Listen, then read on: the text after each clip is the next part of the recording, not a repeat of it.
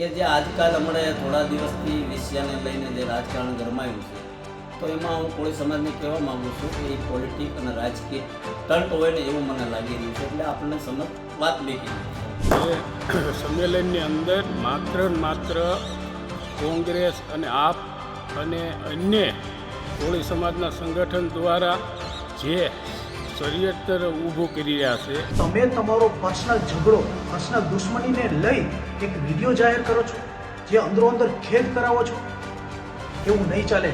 મહાસંમેલન તો થશે જ. રાજકોટના જસદણ નજીક વિછિયાની અંદર એક ઘટના બની હતી થોડા સમય પહેલા કે જ્યાં ઘનશ્યામ રાજપરા નામના એક વ્યક્તિની થોડા દિવસે હત્યા કરવામાં આવી. હત્યા થયા બાદ એ ગ્રામ્ય વિસ્તારોમાં મામલો ગરમાયો હતો. લગભગ કોળી સમાજના લોકો એ પોલીસ સ્ટેશન આગળ એકઠા થયા હતા. એ દ્રશ્યો પણ સૌ કોઈને ખબર જ છે. પરંતુ હજુ સુધી આ મુદ્દે ન્યાયની આશા લઈને બેઠેલા એ લોકો હજુ પણ વિરોધ કરી રહ્યા છે. એ સંગઠનો આગળ આવી રહ્યા છે અને સાથે સાથે રાજ્યના વિવિધ વિસ્તારોમાં કોળી સમાજના, કોળી ઠાકોર સમાજના એ આગેવાનો સતત આના ઉપર અવાજ ઉઠાવી રહ્યા છે અને ક્યાંક જે અવાજ ઉઠાવી રહ્યા છે તેની સામે પણ સવાલો ઊભા થઈ રહ્યા છે. નમસ્કાર, આપ જોઈ રહ્યા છો ન્યૂઝરૂમ અને આપની સાથે હું છું ભાવી. પહેલાં તો તમે અમારી ચેનલને સબસ્ક્રાઇબ ન કરી હોય તો અમારી ચેનલને સબસ્ક્રાઇબ કરી લેજો, બેલ આઇકનને દબાવી લેજો, જેથી કરીને પડે પડના સચોટ સમાચાર તમને તમારા મોબાઈલ પર તરત જ મળી રહે. વાત વિછિયાની કરવી છે. ઘનશ્યામ રાજપરા કે જેમની દિન દહાડે હત્યા કરવામાં આવી હતી અને ત્યારબાદ એ આરોપીઓને પોલીસ પકડી ગઈ હતી. પરંતુ જ્યારે વાત આવી કે ભાઈ એનું સરઘસ કાઢવામાં આવશે તો લગભગ બધી જ પબ્લિક પોલીસ સ્ટેશન બહાર ખડકાઈ ગઈ હતી. હજારોની સંખ્યામાં પોલીસે લાઠીચાર્જ કરવો પડ્યો, ટીયર ગેસના સેલ છોડવા પડ્યા, પોલીસ ઉપર પથ્થરમારો થયો, પોલીસે સામે પથ્થરમારો કરવો, આ બધી ફરજ પડી અને ટોળાને વિખેરવાની ફરજ પડી હતી. ત્યારબાદ 50થી વધુ લોકોને પોલીસે ધરપકડ કરીને જેલમાં પૂર્યા હતા. થોડા સમય સુધી જેલમાં રાખ્યા અને પછી એ બધાને જામીન પર મુક્ત કરી દેવામાં આવ્યા. હવે જ્યારે આખું આ પ્રકરણ થયું, જ્યારે આ કાંડ થયું એટલે કે મર્ડર થયું, એ પછી કોળી સંગઠનો, ઠાકોર કોળી સેનાના અધ્યક્ષોને બધા બહાર આવ્યા અને જેમાંથી જયેશ ઠાકોર કે જેમણે પણ અવાજ ઉઠાવ્યો, સભાઓ કરી અલગ અલગ જગ્યાએ. પરંતુ અમુક એવા વ્યક્તિઓ કે જેમણે એવું કહ્યું કે આ જે સભાઓ થઈ રહી છે એ સમાજ માટેની સભા નથી, આ રાજનીતિ માટે સભા છે. કોંગ્રેસ અને આમ આદમી પાર્ટી આમાં રાજનીતિ કરી રહી છે. હવે કોંગ્રેસ અને આમ આદમી પાર્ટી એ રાજનીતિ કરી રહી છે કે કેમ એ નથી ખબર, પરંતુ જે સવાલો ઊભા થઈ રહ્યા છે એની સામે હવે વળતો જવાબ આપવા માટે જયેશ ઠાકોરનો વધુ એક વિડીયો સામે આવ્યો અને જેમાં તેમણે જે સભાઓ ઉપર જે ચર્ચાઓ કરવાને જેની ઉપર સવાલો ઊભા કરતા હતા એ લોકોને વળતો જવાબ આપ્યો છે. પેલા બે વ્યક્તિની પ્રતિક્રિયા સાંભળો કે જેમાં એ બંનેએ એવું કહ્યું કે કોળી સમાજના આગેવાન જ છે કદાચ, એમણે એવું કહ્યું કે ભાઈ આજે સમાજ માટેના જે સંગઠનો છે, જે સંમેલનો યોજાય એ સમાજ માટે નથી, એ છે આપણે કહેવાય ને કે રાજનીતિ માટેના સંગઠનો અને એ સંમેલનો યોજાઈ રહ્યા છે.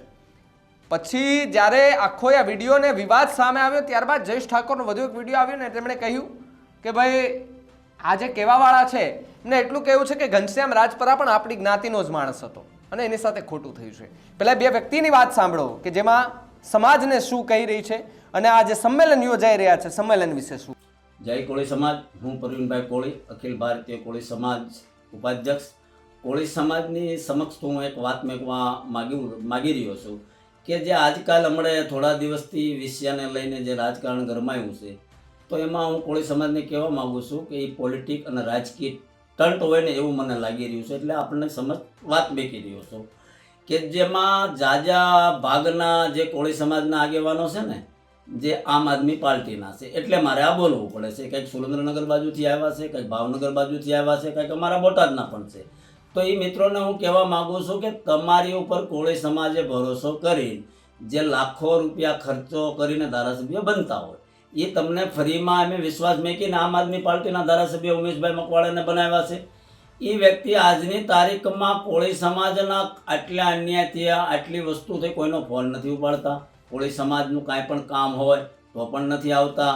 તો આ લોકોને મિત્રોને હું કહેવા માગું છું, જે આમ આદમી પાર્ટીમાં કોળી સમાજના આગેવાનો છે ને, ભાવનગરવાળા હોય, બોટાદવાળા હોય કે સુરેન્દ્રનગર, એને હું કહેવા માગું, તમને બોટાદની પીડા નથી દેખાતી કોળી સમાજની? કે તમારા ધારાસભ્ય આ 3 વર્ષથી છે અને કોળી સાથે અન્યાય થઈ રહ્યો છે, વિષયામાં પણ એ સામેલ નથી, બોટાદમાં પણ નથી, અમે દખી થાવી છે આ 3 વર્ષથી. તો પહેલાં હું કહેવા માગું છું કે આમ આદમી પાર્ટીવાળાના કોળી સમાજના આગેવાનોને કે પહેલાં ઉમેશભાઈ મકવાણાનું રાજીનામું અપાવો અને પછી તમે કોળી સમાજ ઉપર રાજકારણ કરવા નીકળો. આ તો તમે તમારી પોલિટિક ચમકાવવા આવ્યા છો. વિષયાનું એક બાનું લઈ અને આમાં ખરેખર તમે રાજનીતિ કરી રહ્યા છો, એનાથી વિશેષ કાંઈ નથી. તો સમાજને હું કહેવા માગું છું કે આમાં ગુમરાહ ના થતા. જો એમની સાચી જ દાનત હોય તો તમે અપાવો ઉમેશભાઈ મકવાણાનું રાજીનામું. આજ આટલા ટાઈમથી ધારાસભ્ય છે, કોળી સમાજની કોઈ વાતમાં બોલતા નથી, તો કેમ નથી બોલતા? શું એને પાછલા બારણે કંઈ સોદાબાજી કરી છે? બહાર લાવો એની સાચી હકીકત. એટલે કોળી સમાજને ગુમરાહ કરોમાં તમે તમારા વિસ્તારમાં કામ કરો. કોળી સમાજ ભોળો છે, એને છેતરવાનું બંધ કરો. જય કોળી સમાજ. આ જે વાત કરી રહ્યો છું એ આગામી 9મી તારીખે જે વિછિયા તાલુકામાં જે સંમેલન મળી રહ્યું છે મહાકોળી સમાજનું, એ સંમેલનની અંદર માત્ર કોંગ્રેસ અને આપ અને અન્ય કોળી સમાજના સંગઠન દ્વારા જે ષડયંત્ર ઊભું કરી રહ્યા છે કે ત્યાંના એક આગેવાન જે કુંવરજીભાઈ બાવળિયા છે એ હાલ કેબિનેટ મંત્રી છે અને કોળી સમાજના મોટા આગેવાન છે, એને કેવી રીતે બદનામ કરવા એવું આજે ચાલી રહ્યું છે. પણ હું અપીલ કરું છું કોળી સમાજને કે આ સંમેલન જે થઈ રહ્યું છે એ માત્ર કુંવરજીભાઈને બદનામ કરવા માટે સંમેલન થઈ રહ્યું છે. અને કુંવરજીભાઈ એવા નેતા છે કે આખા જ ગુજરાતમાં જાણીતા શહેરો છે અને સાથોસાથ જે આપણા સૌરાષ્ટ્રની અંદર કે લગતા જિલ્લા જે બોટાદ જિલ્લામાં જે કુંવરજીભાઈએ વિકાસના કામો એટલા બધા કર્યા છે કે પાણી પુરવઠામાં હોય, સુધારણા યોજના ગઢડા તાલુકામાં 100 કરોડ રૂપિયા મંજૂર કરી અને લોકોને કેમ પાણી મળી રહે એ હેતુસર કુંવરજીભાઈ સારું એવું કામ કર્યું છે. લીંબાળી ડેમ જે 2007માં તૂટ્યો હતો, આજે લીંબાળી ડેમ પરત બંધાવી અને પાણી જે તમે જુઓ અત્યારે ભર્યું છે. અને બીજું કે ગાળા સિંચાઈ યોજના વર્ષોથી પડી હતી, એમને પૂર્ણ શરૂ કરાવી અને ખેડૂતોને વળતર અપાવી અને આજે એ યોજના કેમ આગળ વધે એવા કુંવરજીભાઈના પ્રયત્ન છે. બોટાદ જિલ્લાની અંદર 100 કરોડ રૂપિયાની પાણી પુરવઠાની યોજના કુંવરજીભાઈ મંજૂર કરી અને લોકોને સારું પાણી મળી રહે અને લોકોને પૂરતું પાણી મળી રહે એ માટે એના પ્રયત્ન રહ્યા છે. એટલે જે કુંવરજીભાઈ શિક્ષણ સમૂહલગ્ન જે આગામી દિવસોમાં કુંવરજીભાઈ કોળી ભવન ગાંધીનગર બનાવવા માટે જઈ રહ્યા છે, તો એમને કેવી રીતે બદનામ કરવા એવો આજે જે આપના અને જે કોંગ્રેસના કાર્યકર્તા અને અન્ય કોળી સમાજના સંગઠન દ્વારા જે સોશિયલ મીડિયાની અંદર કુંવરજીભાઈનું નામ લઈ વ્યક્તિગત અને એની લીટી કેમ ભૂસવી એવા પ્રયત્ન કરી રહ્યા છે. અને ભાવનગર જિલ્લાના જે કોળી સંગઠનના જે આગેવાન છે જે રાજુભાઈ સોલંકી, એમને અમારા વિસ્તારનો કોઈ ખબર ન હોય, અમારી પરિસ્થિતિ આ વિસ્તારની શું છે એમને જાણ ન હોય અને છતાંય પણ એ લોકો એમ કહેતા હોય કે આ કુંવરજીભાઈને બદનામ કરવાનું ઓલું કરતા હોય તો એમને ખરેખર ઓળખી લેવા જોઈએ. અને જે પરિસ્થિતિ હાલ એને ખબર છે કે ત્યાં પરસોત્તમભાઈ, હીરાભાઈ અને અન્ય સમાજ માટે એટલું બધું બલિદાન આપ્યું છે, તો એમને પણ હું જે હીરાભાઈ કે પરસોત્તમભાઈ રહ્યા એ સમાજ માટે સારું કામ કરી રહ્યા છે, પણ એમને પણ કેવી રીતે તોડવા એના પણ વિડીયા બનાવી અને આ પ્રયત્ન કરે છે આપવાળા અને કોંગ્રેસવાળાને. હું અપીલ કરું છું કોળી સમાજને, જે આગામી તારીખ 9મી જે સંમેલન થઈ રહ્યું છે, આપ ખરેખર ત્યાં ન જાઓ અને કુંવરજીભાઈને સહકાર આપો. અને આવતા દિવસોમાં જે ઘટના જે વિષયાની બની છે એ હું એવું માનું છું કે આપના કેબિનેટ મંત્રી છે એ સરકારને અવશ્ય રજૂઆત કરી અને જે કંઈ ઘટના બની છે એ બાબતે સરકારને ધ્યાને મેકી અને વહેલી તકે એમના કેસો છે પરત ખેંચાશે એવી હું અપીલે પણ કરું છું. તો બંને વ્યક્તિઓએ તમે સાંભળ્યા, એ કોળી ઠાકોર સમાજના અને કોઈ પક્ષ સાથે જોડાયેલા છે કે નહીં મને નથી ખબર, પણ છે તો આગેવાનો. હવે આગેવાનો એવું કહી રહ્યા છે કે ભાઈ કોંગ્રેસ અને આમ આદમી પાર્ટી આમાં રાજકારણ કરી રહી છે, તો ભાઈ સ્વાભાવિકપણે આમાં રાજકારણ ન થવું જોઈએ. એક માનવતાની રીતે જો કોઈને ન્યાય મળે તો આપણે એટલી આશા રાખીએ કે ન્યાય મળવો જોઈએ, પરંતુ ન્યાયની વાત તો દૂર છે, પણ હવે રાજનીતિની વાત આવી ગઈ છે.